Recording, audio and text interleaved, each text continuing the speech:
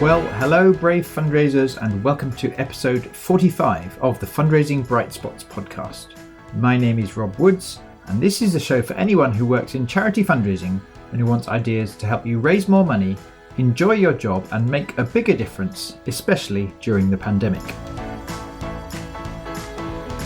Now, if you're looking for sound principles to guide you and your colleagues' fundraising decisions over the coming weeks, I hope you're going to find today's episode really helpful. Because this time, I'm sharing the first part of an interview I carried out recently with a hugely experienced fundraiser named Richard Turner about a fascinating piece of research that he, Giles Pegram and Angela Clough have carried out under the auspices of the Chartered Institute of Fundraising's Supporter Experience Group. Over recent months, they've sought out charities with different sizes and different causes that have been working especially hard to give supporters a great experience. They've then created an excellent and very readable report as well as an inspiring webinar, sharing the 6 key principles that these charities have followed to generate their success. I'll put details for where you can find their report, Fundraising in the Time of COVID-19, in the episode notes on my website. But for now, here's the interview in which Richard and I explore some of the key ideas and examples. Richard Turner, how are you? Yeah, I'm good. Thank you very much. Yeah, got my cup of tea. Good. Welcome to the podcast. And just so that the listeners can place it in context, I think I first met you years ago. I think you were at that time Director of Fundraising at SolarAid. I believe you're now a consultant helping lots of different charities.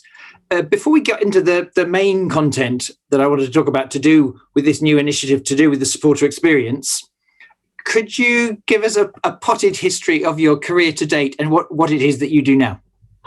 Gosh, okay. Well, I realise I've been fundraising for 30 years now. And I kicked off my career working for Oxfam, but I've also worked for smaller organisations. I started at Farm Africa when it was just starting its fundraising programme.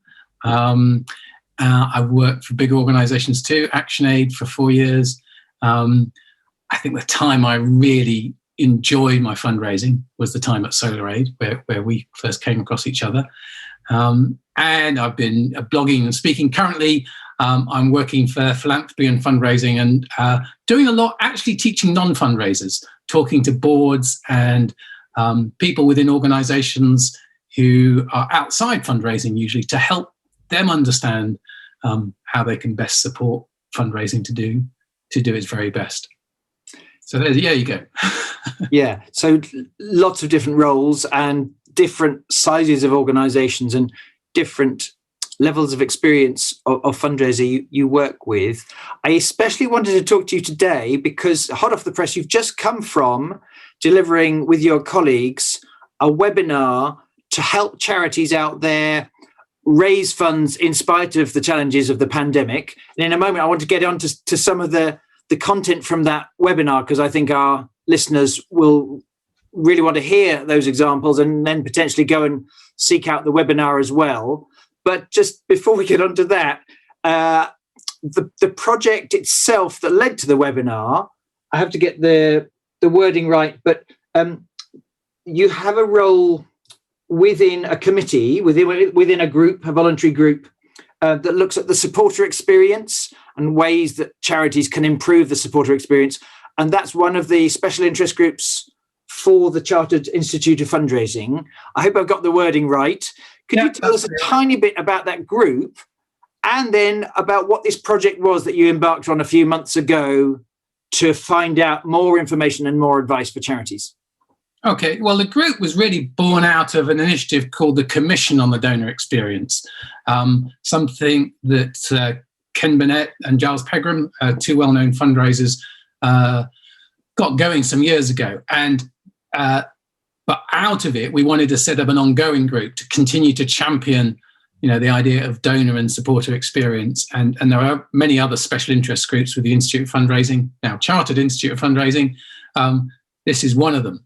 And what we realized was partway through the year, we started to think, what happens if this carries on? How can we come up with something that will help fundraisers? And we started talking to our networks and so on. And what was coming out, Rob, was extraordinary, because there was a real sense that there is a rise in altruism right now. And actually, that fundraising where you can give people a really good experience will do remarkably well. And we think not only will it do well for you right now, and we've heard of record appeals, good retention, and this is across charities of all sizes, of all issues, not just whether they're directly related to COVID, whether they work internationally or not. And I think it's actually the moment for fundraisers to really step up. And yet we know there are stories of where maybe the senior team thinks it's inappropriate to ask, that they need to cut back, and fundraising is one of the areas they need to cut back on. So we've created a guide, we've compiled a range of principles, we've put really pragmatic actions, and we put lots of examples to help inspire others that actually this is a really good time to fundraise, and why it's so important for people, why people need to give right now, perhaps, is probably the one key message, I think. So that's interesting. It's not we need to ask to help our beneficiaries. The way you said it, that way you flipped it. You said a lot of the reason why we should be working harder is because people out there, they need to give. It's good for them, the donor, rather than we need the money to help pay for our stuff. Yeah, and that's a lovely way to think about it, because it overcomes all sorts of obstacles. We need to feel good right now. I'm sure everybody, can sense the importance of that. Now, one way is you might increase your consumption of chocolate. I gather chocolate has increased, sales have increased. But another way is to give to a cause that you feel passionate in. And there's science behind it. It releases chemicals like dopamine and serotonin and oxytocin. So fundraising done really well can actually help people feel good. And I think that's where people can feel in control of something in a world where we're all feeling a bit lost. So that's why good fundraising, the fundraiser is quite key. And if you switch it off, if you literally turn on mute, then of course your income's going to go down. So the heartening thing is, you need to think about your fundraising, think about your messaging, but absolutely give people an opportunity to give right now. It's important. And if you were to, I gather there are 6 principles in this excellent report, and we don't need to go into all of them in a podcast, but if you were to sum up 1 or 2 of the key ideas that when you did this piece of research, I gather you spoke to, up to 100 different organizations, different fundraisers in different causes that were doing relatively well. If you were to sum up a couple of the key messages or principles that those ones that are doing well are applying, which couple would spring to mind? I think first thing is they started to realize it's about them, not you. And that's principle 1. So started to think about the supporter. What are they thinking? What are they feeling? And so many of them would really communicate with their supporters and have a bit of a conversation, some over Zoom, some with surveys, to really understand what was happening. And I think that gave a bit of confidence that actually people will continue to give.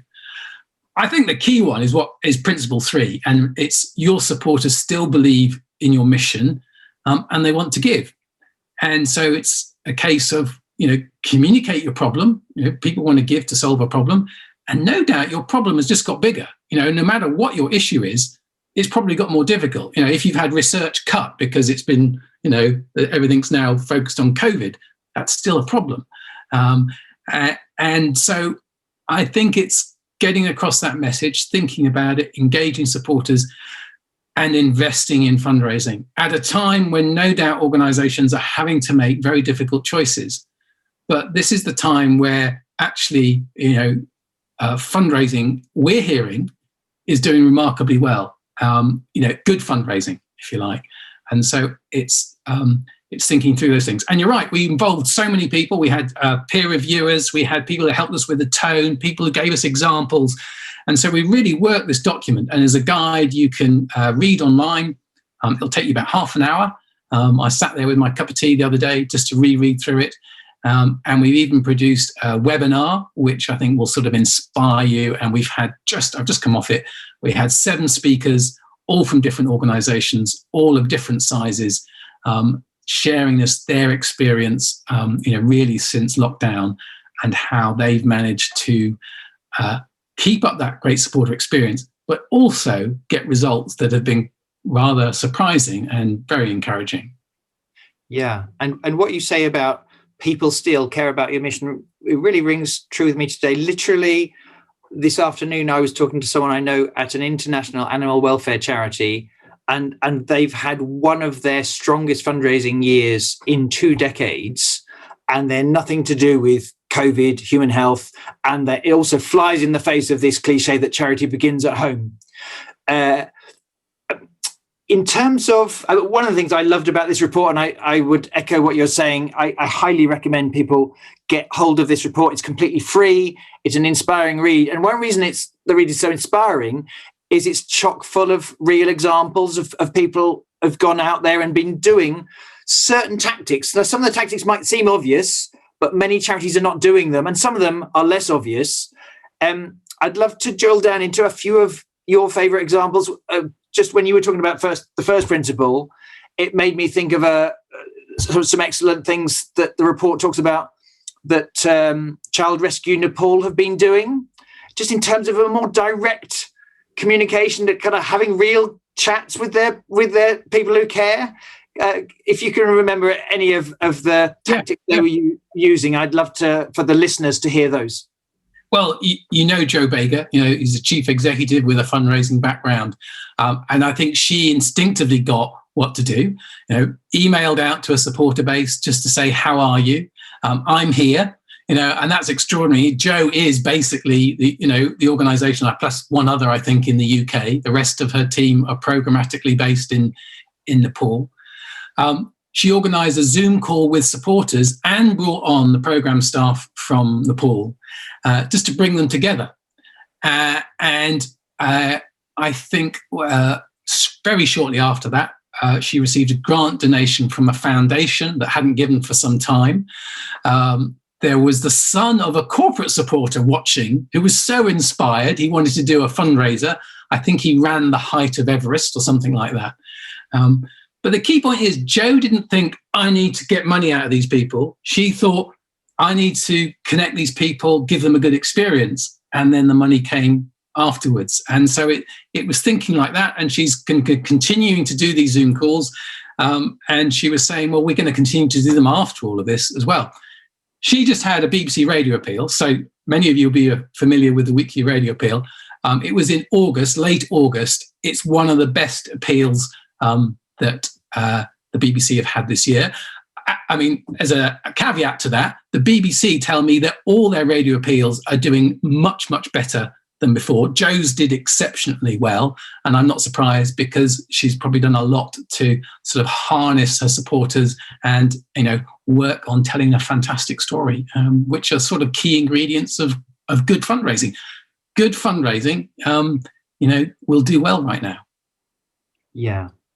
And there are several other examples that leapt out at me. I think one of them was, and Child Rescue Nepal is a relatively small organisation.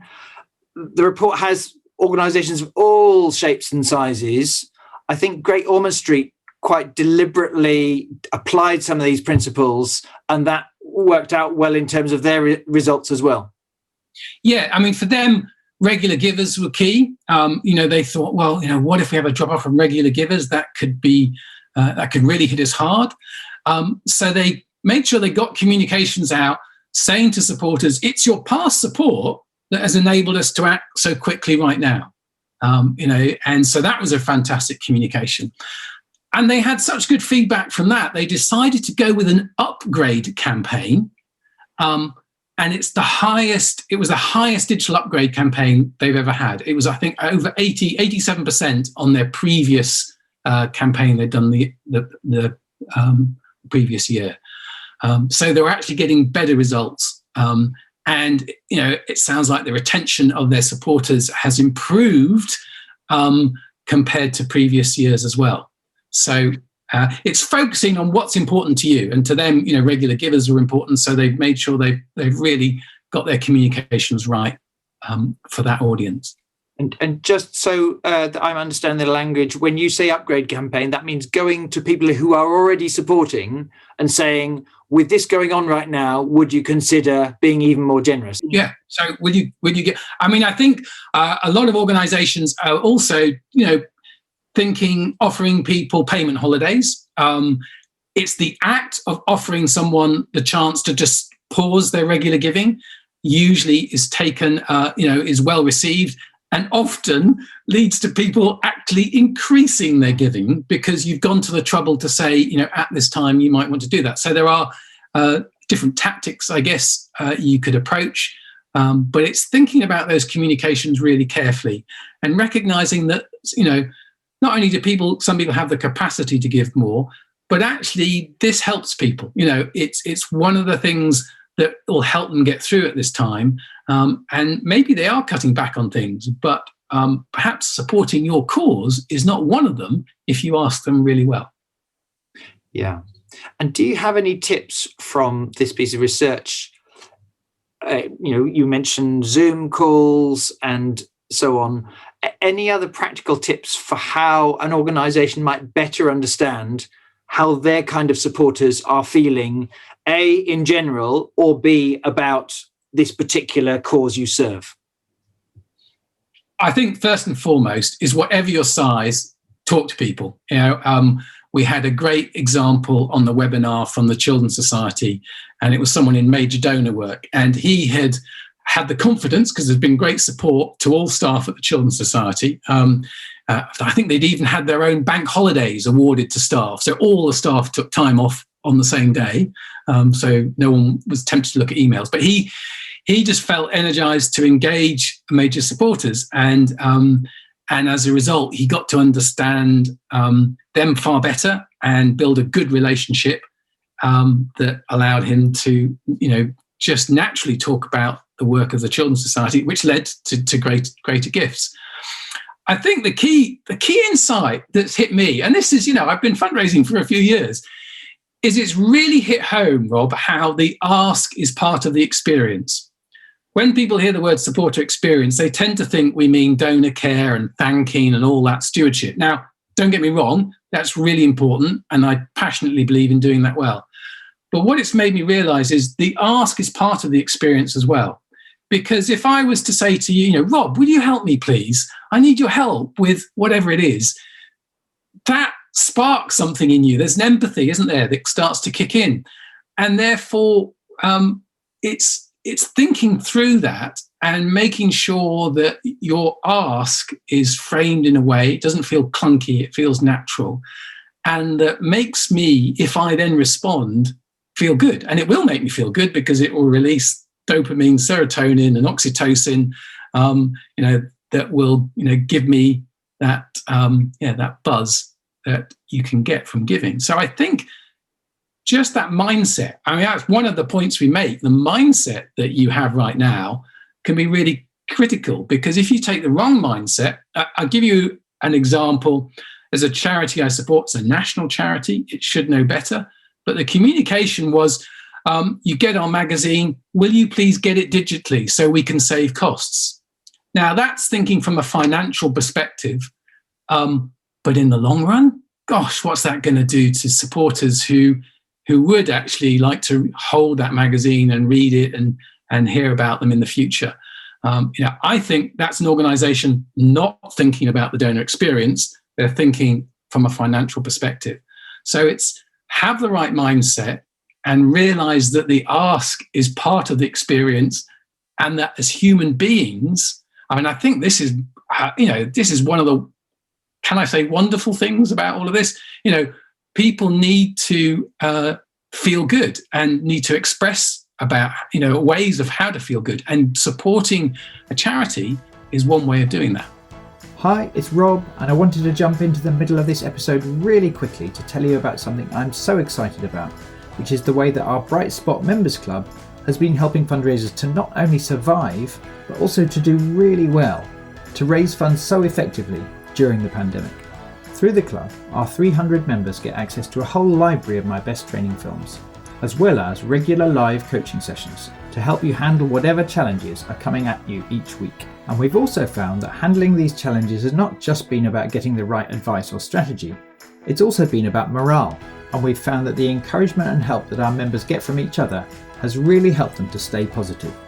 If you're not yet a member, but you'd like to find out more, go to brightspotmembersclub.co.uk/join. That's brightspotmembersclub.co.uk/join. I would love to welcome you to the club and do my utmost to help you succeed in your fundraising. For now though, back to the interview, as Richard is explaining why fundraisers should not feel guilty about giving supporters the opportunity to donate to a cause they care about. So think of it as you are helping people feel good right now. We're part, the way I framed it the other day is we're chemical agents. We can help people feel good, but we've got to do our job well. And so it's why it's getting that message right. It's about understanding where your supporters are, but giving them the opportunity to give. Maybe that's a way to frame it. Yeah. And were there any interesting findings about which bit of the story to proactively try to communicate? For instance, some organizations are to do with health and some are not, but everywhere in the world, pandemic has affected everyone and everything. Did you find interesting examples about organizations that have proactively helped supporters understand the impact of the pandemic on something they might care about? Oh, loads. And I think it does depend on your situation.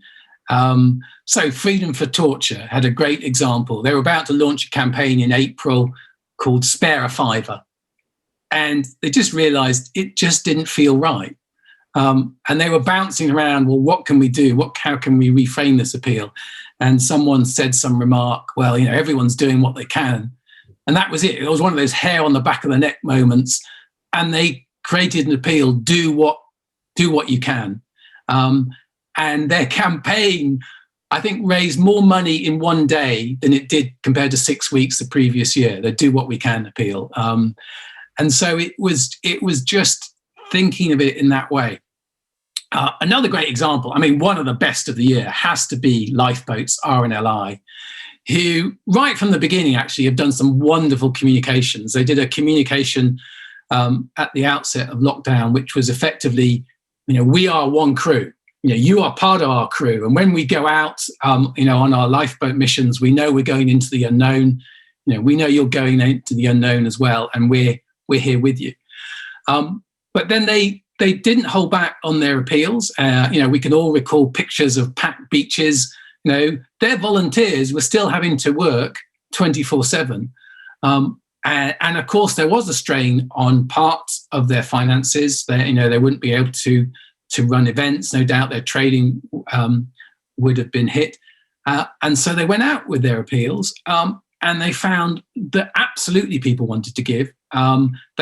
They would set quite aspirational targets and they would beat them, even to the extent of attracting new supporters. Jane George, who was sharing, what they've been up to, talks of a door drop they did in August, and it's already made a net return. This is cold acquisition. It's sort of like days gone by. And it's because I think their confidence grew and grew about the message that they were getting out. So I think it's adapt depending on, what your work is. One of my favorite causes, partly for personal reasons, is Asthma UK. So I have asthma. I've phoned their helpline a few times. Something they've been thinking of doing for quite some while is having a sort of soft ask following people getting advice. Many people going online now, but they've never quite got round to it. And then they realized they needed to push ahead with this. I think they had something like an 8-fold increase in phone calls. And so now they implemented this Wikipedia style ask on their website, a bit like The Guardian have as well. If you value reading this or if you value using this, would you consider a gift? And it comes up, when you get some guidance or, click on a video. It's now their 4th biggest income generator. And, and they're sort of thinking, God, we should have done this ages ago. But this is, I think this is what we're seeing, which is great, is organizations starting to rethink their communications, what's appropriate in terms of our messaging, what's relevant in terms of engaging our supporters. And, some really, really fabulous examples. Yes, and this is an interesting one. It's a question that came up in our Bright Spot Members Club a couple of weeks ago, a question about to what extent could and should one make this offer, make this opportunity to give quite deliberately to people who may also be beneficiaries. Many organizations struggle with this, and or some believe it's always flat out inappropriate. Are there any tips you picked up from how they did it, or key principles for how to solve perceived risks? Well, it keeps coming back to this thinking of you're going to help people feel good right now. That's what I love about that thought, or that insight, if you like. And so that starts to overcome that barrier. And it's, I definitely feel it when I get some great guidance from ASTME UK, and I've had some really good, think about this, Richard. You're thinking, well, I'd like to give something back in return. So it's giving people that opportunity. There's a really wonderful example from one of the hospices. And again, they'd held back on investing in providing a great experience. And they thought, let's step it up right now. This gave us a reason. And they've had something like a 33% increase in average gifts as a result of implementing what they'd been thinking about doing for some time. So I think it's, have a feedback loop. I think the key thing is have a feedback loop so that you're tapping in to how people are responding. Now, you might get one or two that will, there always are, aren't they? People who might kick back, but it's understanding the whole picture, and it's getting the overall feel. And I think that's where organisations like the RNLI increased in confidence, because they were constantly talking to supporters. They were getting back really good messages. One supporter wrote back when they sent out that "We Are One Crew" message, and what she said was, "I can't tell you how much it meant to hear your words and feel your support." That was coming from the supporter back to the RNLI. So, Richard, if the listeners would like to read this report, or they'd like to find out more, maybe even watch the webinar you recorded, how should they go about doing that? Probably the most straightforward way is Google supporter experience and then Chartered Institute of Fundraising, or CIOF, and it will come up. It will come up in the feed.